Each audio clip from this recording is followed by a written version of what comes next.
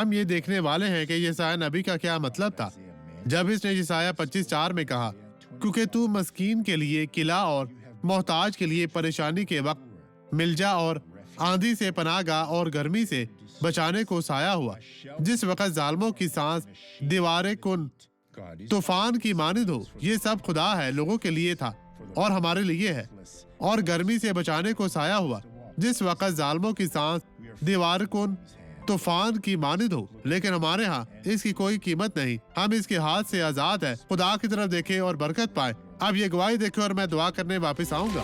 ہر وقت آپ ہر وقت گرتی تھی، لیکن یہ ختم ہو گیا، آپ نہیں گریں گی۔ ہر وقت گرتی ہوں۔ اب شفا کا وقت ہے، نہیں، آپ میں کے پہلے گرنے کا بھی وقت ہو چکی نہیں۔ ہوں۔ تو مڑے یہاں حال کی طرف جائیں، گرے بغیر، گرے بغیر آگے بڑھے۔ خداوند آپ کے ساتھ ہے۔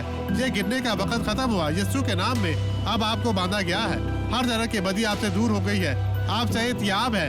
آپ جلدی کریں، آپ دوڑ رہی ہیں بہن، دوڑے بہن، خداوند تیرا شکر، تیری تعریف ہو بہن، یہ ختم ہوا۔